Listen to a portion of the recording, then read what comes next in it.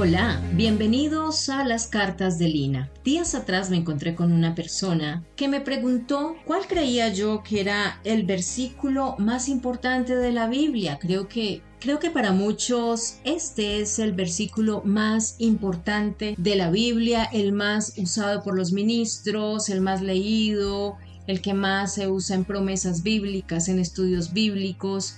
Pero ¿realmente es tan sencillo? ¿Se entiende con solo leerlo? Porque de tal manera amó Dios al mundo que ha dado a su Hijo unigénito para que todo aquel que en él crea no se pierda, mas tenga vida eterna. Muchos lo conocen como si fuera una frase familiar. Creo que a muchos nos enseñaron a memorizar este versículo, pero pocos han analizado la profundidad, la sustancia que tiene este versículo y que nos enseña de una manera increíble.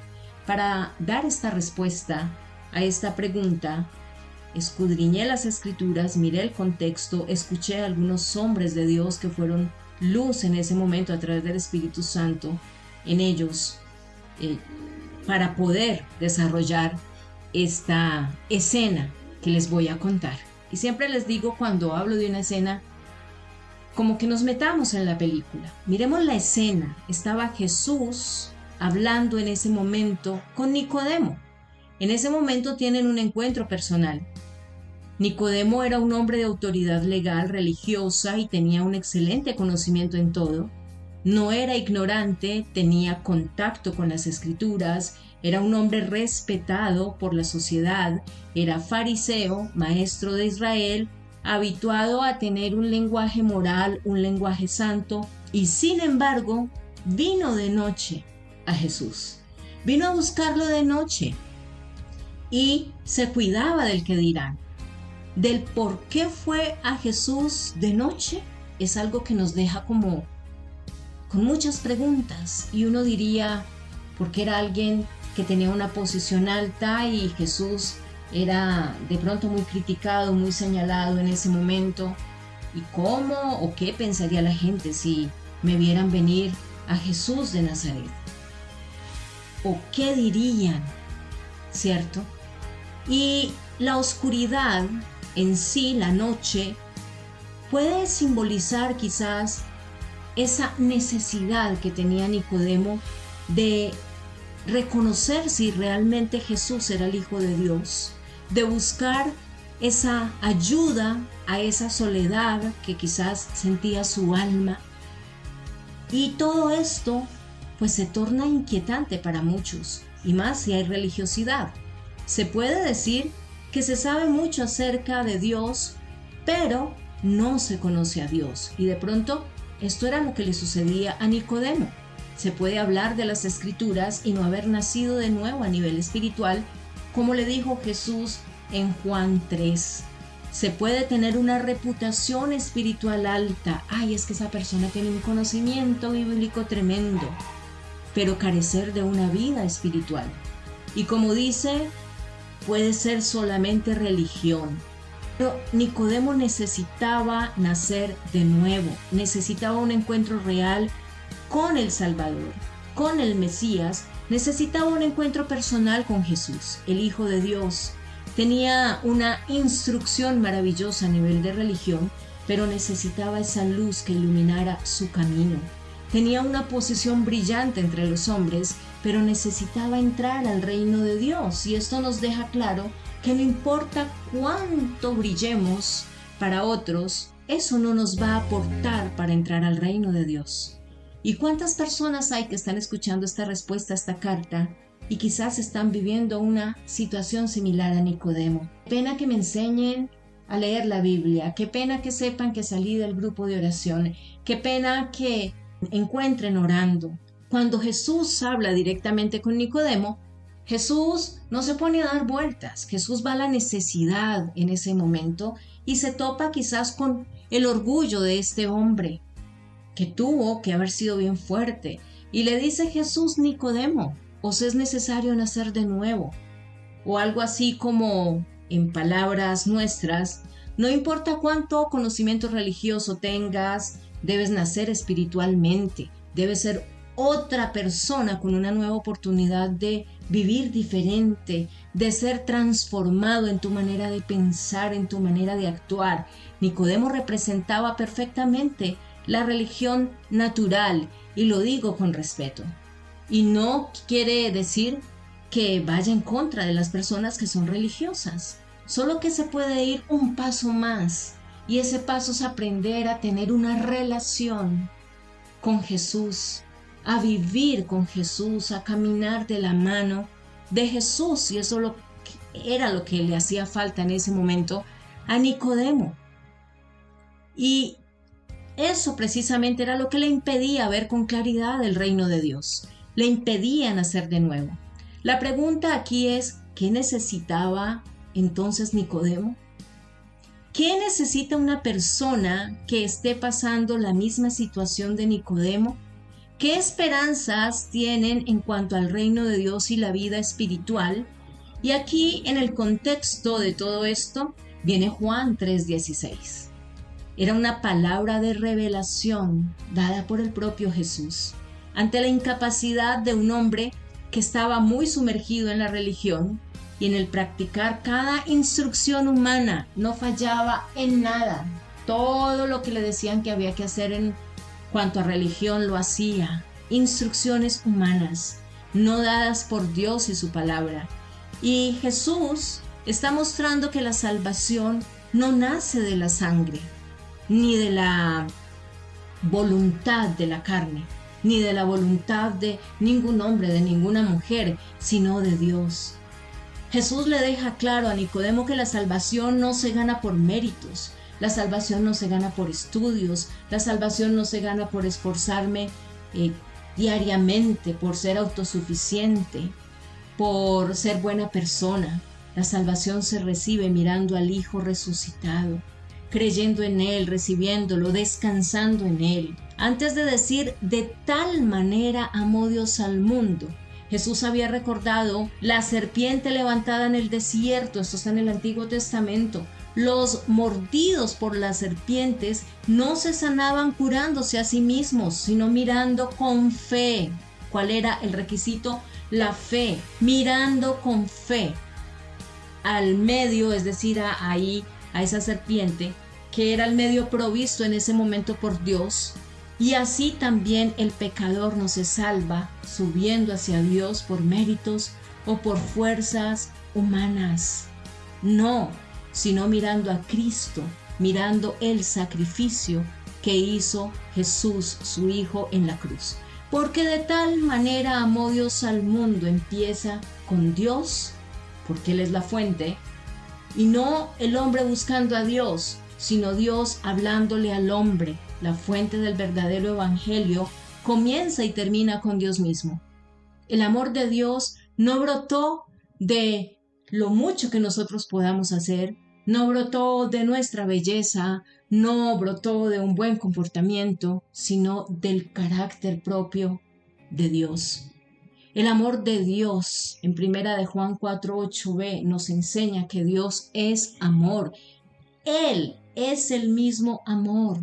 Y no fue provocado por ninguna virtud que tenía Nicodemo, ni que tuviéramos nosotros. No, sino determinado por su misericordia. Si la salvación comienza o comenzara en nosotros, pues moriría con nosotros y hasta ahí. Pero no, la salvación comenzó en Dios y por eso tiene fundamento eterno, y este Dios amó por misericordia, y todo no termina ahí. Al contrario, cuando morimos físicamente es cuando comenzamos realmente a vivir. ¿A vivir dónde? En una eternidad con nuestro Dios. El amor de Dios no es debilidad, no es tolerancia a lo indiferente. Dios no es ajeno a las cosas que nosotros podamos cometer.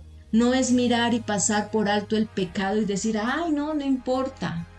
Eso es como cuando llevan un delincuente ante el juez que se robó un banco y le dice al juez, si yo devuelvo este dinero, señor juez, usted debería dejarme libre, perdonarme y dejarme libre. ¿Qué le va a decir el juez? Señor, usted debe devolver ese dinero porque fue robado, pero usted debe sufrir las consecuencias por el robo, por ende su condena es tal. No pasar por alto el pecado. Perdonar sí, pero no pasar por alto el pecado. El amor de Dios es santo. No niega su justicia. Su justicia se mira en el sacrificio que vivió su Hijo en la cruz. Y es a través de esta donde encontramos la verdadera justicia. Dios no barre nuestra culpa debajo de la alfombra. Entrega la culpa a su Hijo para llevarla sobre su propio cuerpo. Y muchos hablan del amor de Dios como si fuera permisiva para seguir estando en tinieblas, para seguir pecando. Pero el amor que salva también santifica. La gracia no maquilla al pecador. La gracia resucita, vivifica y transforma a aquel pecador que se arrepintió de corazón. ¿A quién amó Dios? Al mundo. Juan 3:16. Y aquí debemos detenernos. No debemos imaginar el mundo como una humanidad inocente, como muchas personas quieren hacerlo ver. No, es que todos en el mundo somos hijos de Dios. No. Juan 1:12 nos enseña que solamente los que recibimos a Jesús y creemos en su nombre tenemos la potestad de ser llamados hijos de Dios. El resto son simplemente creación. Hay una condición y es recibir a Jesús y creer en Jesucristo. Jesús debe ser nuestro estilo de vida. Y eso no nos hace ser una humanidad inocente. La palabra dice, por cuanto todos hemos pecado, estamos destituidos de la gloria de Dios. Y cuando la palabra dice todos, somos todos, porque todos somos pecadores. El único que no pecó, ni ha pecado, ni nunca pecará es Jesús, quien nos espera con manos limpias. En la palabra de Juan, el mundo muchas veces aparece como el orden caído, rebelde, amador de las tinieblas, de los deleites, de los placeres, de las cosas mundanas que desagradan a Dios, de las cosas que hacemos hostiles a Dios. Y en el mismo capítulo también declara que Jesús es el que vino como la luz del mundo, y los hombres prefirieron amar a las tinieblas que a la luz, porque sus obras eran malas. Tremendo esto. Despreciaron la luz, prefirieron lo oscuro y lo malo. Entonces el asombroso evangelio que está en 3:16 puede mostrarnos la profundidad del amor de Dios. Y este asombro aumenta. Dios amó al mundo no porque el mundo fuera digno. Al contrario, el mundo era indigno. Amó no a amigos merecedores, sino a enemigos necesitados. Y Romanos 5:8 lo expresa con claridad. Dios muestra su amor en que siendo aún pecador o pecadores, Cristo murió por nosotros. Si esperas volverte digno antes de venir a Cristo, déjame decirte, nunca vendrás. Si esperas limpiar tu alma antes de acudir al Salvador, déjame decirte, morirás lejos de la fuente que es Dios. Eso es como cuando una pareja decide casarse, pero dicen, no nos casamos hasta que no tengamos casa, carro y beca. Y pasan los días y pasan los meses y hasta pueden pasar los años y no llega la casa, ni el carro, ni la beca y nunca terminan casándose. Hay que dar pasos de fe. Hay que creer en las promesas de Dios y juntos como pareja construir un hogar que Dios va a sustentar y Dios va a traer la provisión. Pero hay que dar, hay que creer, porque si no, mientras seamos una pareja responsable saldremos adelante, porque si no, nunca el enemigo va a querer que ese matrimonio se lleve a cabo y mucho menos que camine de la mano de Dios.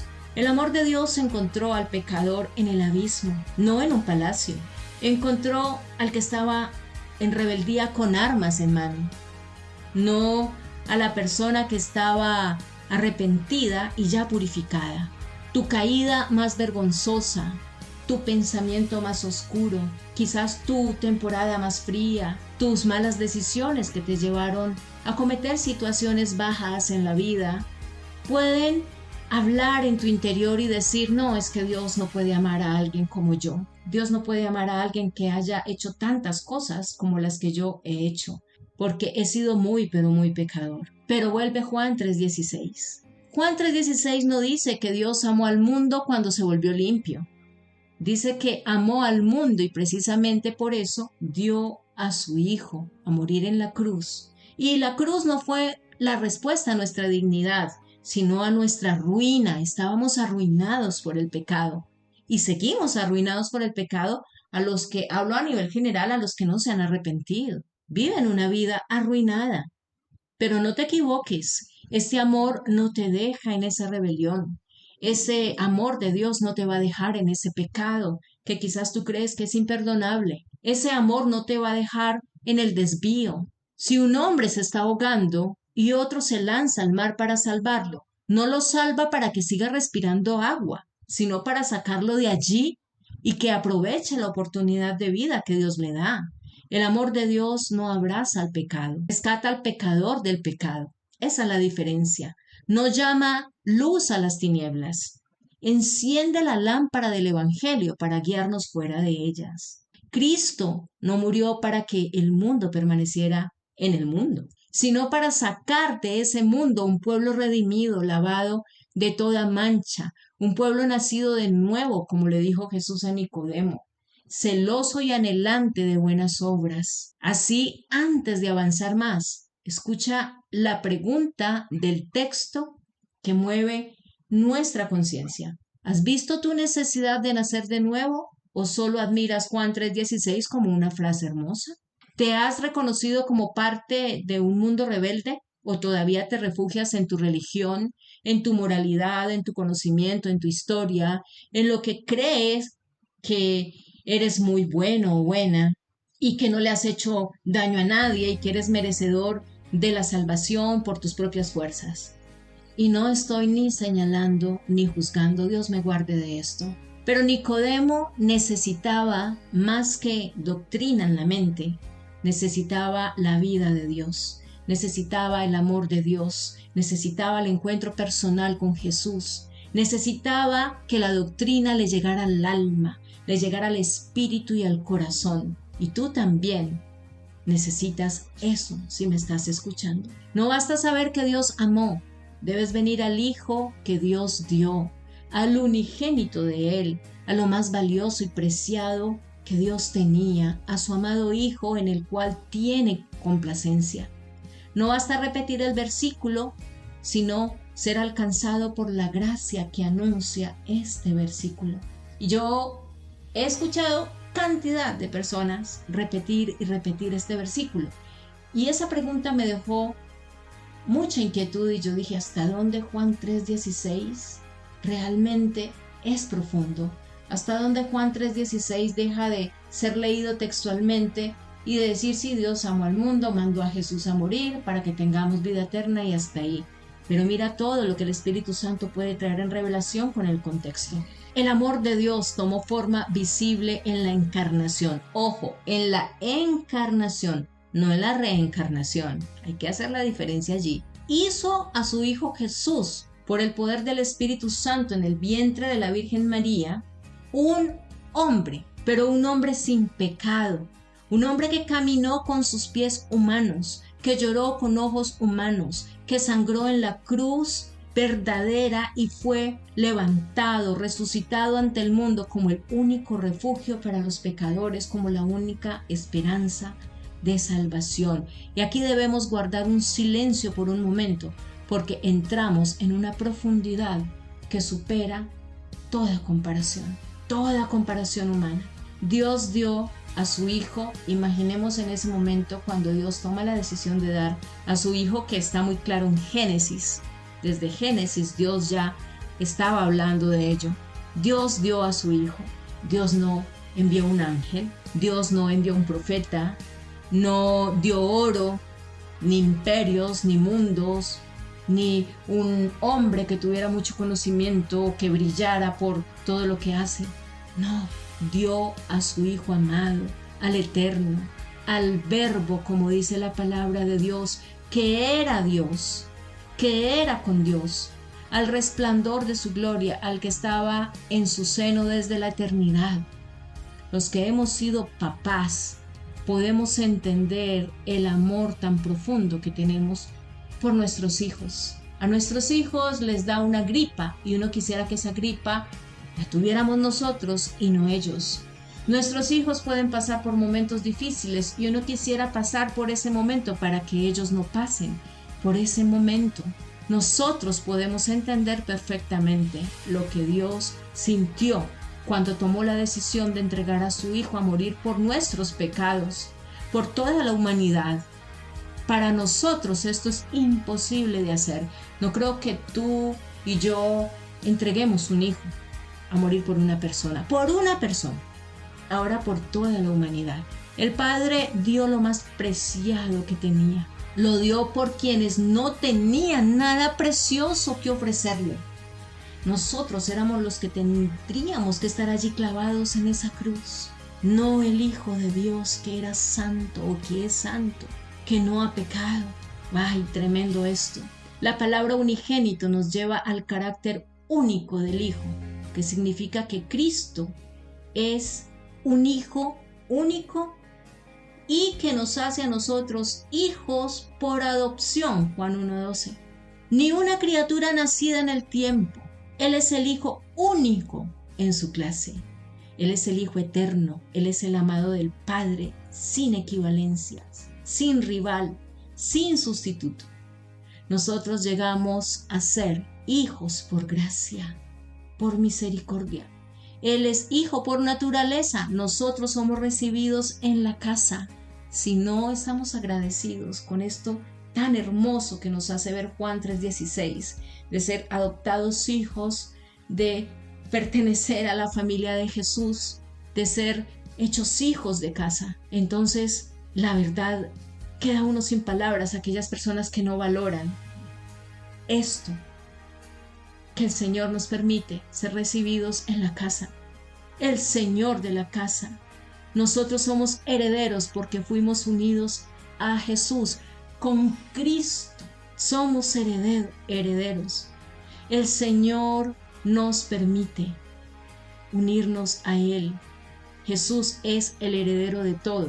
Por eso el don quiere decir regalo, más grande es que si Dios hubiera entregado todos los tesoros de la creación, todavía habría dado menos que dar a su Hijo Jesucristo. Si hubiera enviado legiones de ángeles para servirnos, todavía no habría dado todo del cielo y de su propio corazón, como lo hizo al entregar a su Hijo a morir en una cruz. En Cristo Dios no nos dio una ayuda parcial, sino a su propio Hijo. Y el Evangelio no dice Dios amó al mundo y envió consejos. El Evangelio no dice Dios amó al mundo y ofreció una escalera para que todos los que tengamos méritos, talentos y hayamos estudiado mucho, pues podamos escalar más. Dice que dio a su Hijo. ¿Y para qué lo dio? No para que fuese admirado desde lejos, sino para ser levantado como nuestro Salvador. Debemos recordar el contexto inmediato. Jesús habla de la serpiente de bronce en el desierto. Israel había pecado, había sido mordido, estaba muriendo. Y Dios mandó levantar una serpiente de bronce y todo aquel que la miraba vivía. Pero la miraba ¿cómo? Con fe. No es idolatría. Era algo que Dios había puesto en ese momento para mostrarle a Israel que las cosas se hacen como Él dice y como Él quiere, como Él lo establece. El remedio era extraño a la razón humana, pero eficaz, porque si Dios lo había establecido, iba a ser eficaz. Para muchos esto era ilógico, pero para Dios en su carácter no hay nada ilógico. Dios sabe el cómo y el porqué de las cosas. El mordido no debía fabricar medicina, ni negociar con la serpiente, ni probar su fuerza. Simplemente debía mirar hacia el Hijo del Hombre. Debía ser levantado para que todo aquel que en él crea no se pierda, mas tenga vida eterna. Eso fue lo que Dios hizo en el desierto, en el Antiguo Testamento, con Israel. Y es lo que hace ahora con nosotros. Y esto nos enseña la sencillez y la profundidad de la fe. Las cosas de Dios son sencillas, pero también profundas en cuanto al contexto. El pecador no viene a Cristo trayendo en sus manos el precio de su rescate. No tendríamos con qué pagar toda la sangre derramada por Jesús en la cruz. Viene mordido el pecador, culpable, debilitado, incapaz de sanarse. Viene mirando a aquel que fue levantado en la cruz, que fue sacrificado, pero también resucitado por el poder del Espíritu Santo. La fe no mira a sí misma, la fe descansa en Cristo. La fe no se felicita por la fuerza de su mirada, la fe se maravilla del poder del Salvador mirado. No es la calidad de tu mirar lo que sana, sino la suficiencia del que fue levantado por ti y por mí, la suficiencia de Cristo. Muchos confunden creer con asentir, y es muy diferente. Dicen, yo creo que Jesús existió, creo que Jesús murió, creo que la Biblia habla de él. Pues déjame decirte, también los demonios creen y tiemblan. También los demonios conocen la palabra y Satanás sí que la conoce, completica. Y la fe salvadora no es una información guardada en la mente mientras el corazón permanece sentado en el trono. Creer en Cristo es confiar en Él, es rendirse a Él, es descansar el peso que quizás puedas llevar en el alma sobre Jesús, es descansar todas esas cargas, todo ese cansancio que de pronto puedas estar pasando sobre Él, es dejar de esconderte detrás de las obras. Hacer obras está bien. La fe sin obras es una fe muerta, dice la palabra de Dios en Santiago. Hay que hacer obras, pero las obras no nos dan la salvación. Es que yo tengo que hacer esta obra, tengo que ayudar a este y allí y allá para poder alcanzar la salvación. Mentira. La salvación se alcanza en la fe en Jesucristo. La salvación se alcanza en creer que Jesucristo fue sacrificado en la cruz del Calvario, entregó allí su vida, derramó hasta la última gota de sangre, un hombre que no había pecado, un hombre que lo dio todo por amor a ti, por amor a mí, un hombre que llevó sobre su cuerpo el pecado, un hombre que nos rescató de la muerte eterna, de irnos a condenación, porque esa es otra. Jesús no vino a condenar a nadie. Creo que siempre lo he dicho en algunas pildoritas y cartas, nosotros mismos nos vamos a condenación por no abrir el corazón para recibir al Hijo de Dios en nuestro corazón, para recibir el regalo que gratuitamente Él ganó para nosotros. Y cuando digo gratuitamente no es que no haya costado para Él, sino que Él nos la ofrece a nosotros en gratuidad, por amor, por misericordia y por gracia.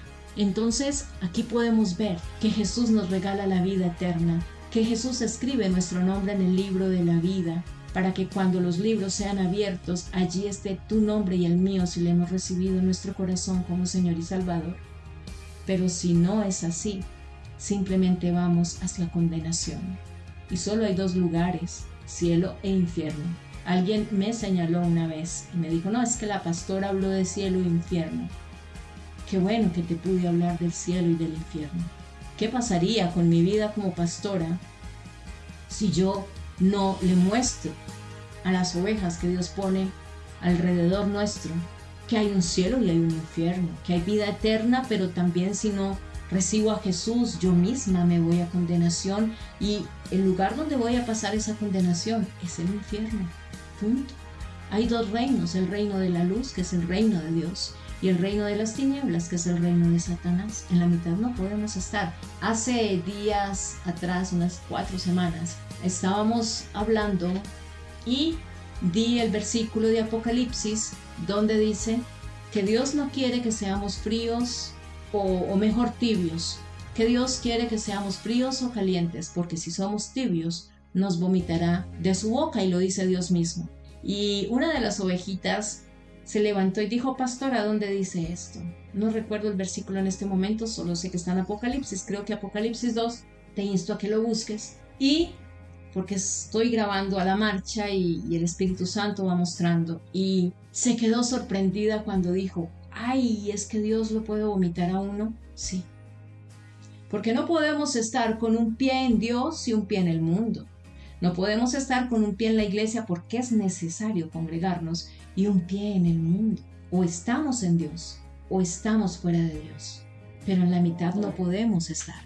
No podemos decir, sí creo en Dios, pero al mundo le creo esto.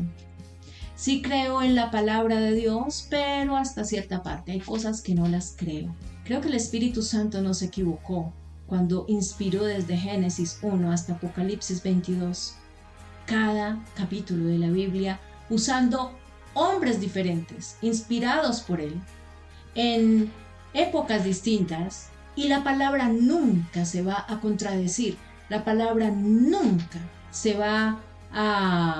no va a encajar, siempre va a encajar.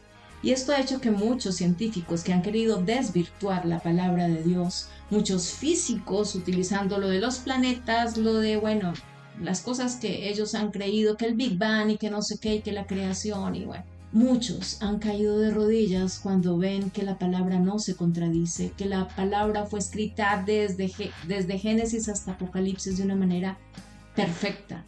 Desde cómo de tiempo atrás los profetas hablaban de lo que Jesús iba a vivir en el Nuevo Testamento y no hubo margen de error, donde cómo se descuadró un día de 24 horas porque se perdieron 10 minutos y resulta que fue en un tiempo profético cuando Josué oró y el sol se detuvo.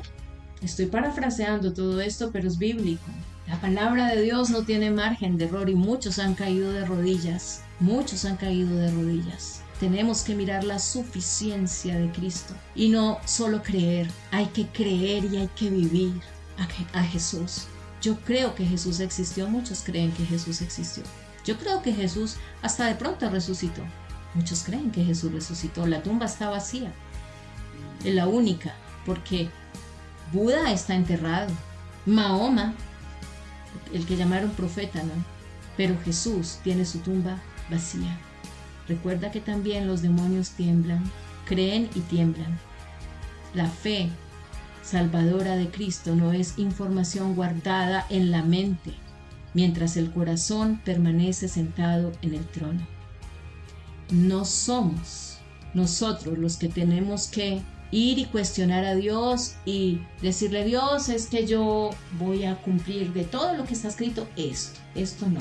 Yo soy la que tengo que amoldarme a la palabra de Dios, no la palabra de Dios a mí. Porque si yo tomo la palabra de Dios y la moldo a mí, la voy a moldar como yo quiera. Pero si yo dispongo mi vida a la voluntad del Señor, voy a amoldarme yo a la palabra de Dios y voy a obedecerla.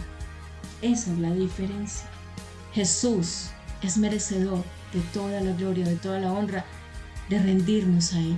Es descansar en Él, es dejar de escondernos detrás de las obras, como les decía, detrás de las excusas. Y eso me recuerda una vez que estábamos predicando en Medellín, en la misión donde íbamos anteriormente, y estábamos predicando y pasó alguien en una moto y le predicamos, y recuerdo que la respuesta fue: yo antes de morir me arrepiento, ahora no quiero recibir a Jesús, pero antes de morir yo miro si me arrepiento, por ahora no quiero. 2 cuadras más adelante hubo un accidente, nosotros seguimos predicando, nunca nos imaginamos que el accidente era de esta persona y escuchábamos decir: no tuvo tiempo de nada, fue una muerte fulminante. Y simplemente dijo: cuando me muera, cuando esté a punto de morir, yo me arrepiento. No tuvo oportunidad de arrepentirse, porque fue inmediata. Y no quiero meter miedo. Hay gente que dice: ay, no me hable del fin de los tiempos, ay, no me hable de la condenación, ay, por favor, no me hable. Estas son cosas que tenemos que saber, no para tener miedo, sino para saber que la misericordia, la gracia y el amor de Dios son tan grandes que nos da la oportunidad de vivir en esta tierra el reino de Dios, de caminar de la mano de Él y de saber, como les he enseñado, que vivamos o muramos, como dice Pablo, del Señor somos, que vivir es Cristo y el morir es ganancia.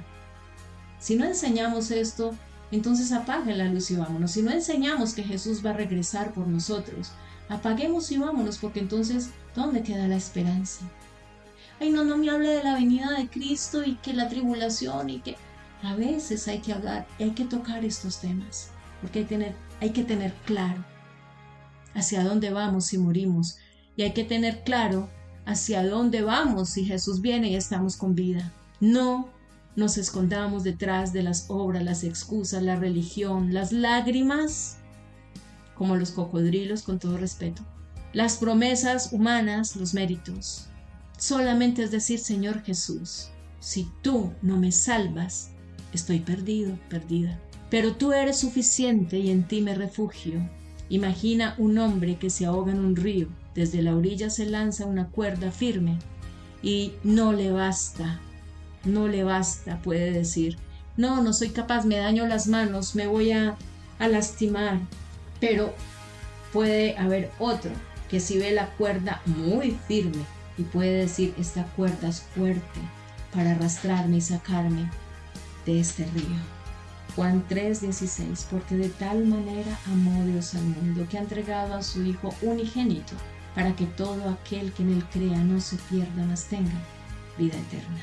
Ahí está la profundidad, la sustancia en contexto de lo que es un versículo tan pequeño que hace que el Evangelio sea que valga la pena vivir a Jesús, que valga la pena vivir en Jesús, que valga la pena servir a Jesús, que valga la pena estar firmes en Jesús. Ahí les dejo esta respuesta a esta carta de una pregunta que me hicieron con respecto a cuál era el versículo más especial o más importante de la Biblia, porque para mí está pero a nivel personal hay dos.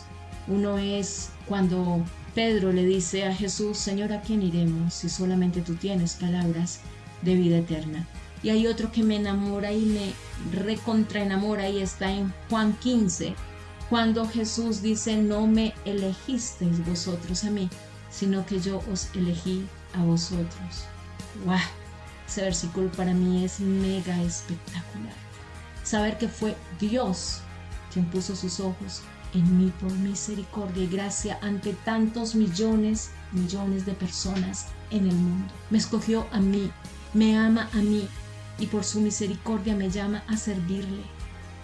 Por eso no me arrepiento de haber tomado las decisiones que tomé años atrás. No me arrepiento de haber servido en medios de comunicación para hablar la palabra de Dios. No me arrepiento en tener las cartas de Lina. Hay 143 personas suscritas. Y muchas veces me dicen, ¿por qué no inviertes dinero? ¿Por qué no miras para que otros vengan? Y yo les decía, no me interesa que YouTube me consiga gente que no va a escuchar el mensaje, solamente por ponerlo ahí y mirar cómo puedo ganar dinero. No, me interesa que las personas reciban realmente el mensaje, que las personas realmente reciban a Jesús en sus corazones y sean transformados. Gracias a esos 143 suscriptores. Y les pido el favor, sigan compartiendo. Si lo pueden hacer en WhatsApp cada que mando la pildorita o las cartas de Lina y ponerlo allí en sus estados para que otras personas puedan conocer, gracias. Si apenas es primera vez que entras y quieres suscribirte, lo puedes hacer, darle me gusta. Los comentarios son súper importantes. También te insto a que lo hagas. ¿Qué piensas de esta carta hablando de Juan 3:16? Y no puedo cerrar esta carta sin antes decirles a las personas que han escuchado este mensaje por primera vez y quieren recibir a Jesucristo como su Señor y Salvador, Juan 3:16. Simplemente abre tu boca y cree en tu corazón y dile, Señor Jesús, yo te acepto como mi Señor y Salvador. Reconozco que he pecado, reconozco que te necesito, reconozco que debo mirar hacia la cruz, donde encontraré mi perdón, porque me arrepiento y hoy quiero hacerte el Señor y único dueño de mi vida. Gracias Jesús por el regalo que ganaste para mí, que es la vida eterna, y por escribir mi nombre en el libro de la vida. Espíritu Santo, enséñame toda la verdad de la palabra para poder que ésta sea lumbrera en mi camino cada día. En el nombre de Jesús, amén y amén. Espero de verdad, así como para mí fue muy enriquecedora esta carta, tocó las fibras más profundas de mi corazón cuando la estaba estudiando, cuando escuchaba a estos hombres de Dios hablar, porque tomé fragmentos también de algunos de ellos, y el contexto, más lo que el Espíritu Santo va sacando de nuestro corazón, de todo el conocimiento que el Señor va dando y de ese amor que va llenando nuestras vidas. Puedo decir, me enamoré más de Juan 3:16. Un abrazo gigante, recuerda suscribirte, darle me gusta, tu comentario, qué bueno saber cómo te pareció esta carta, compartir en las redes sociales. En Facebook también me puedes encontrar como @lascartasdelina. Un abrazo mega gigante para todos y que el Señor les bendiga.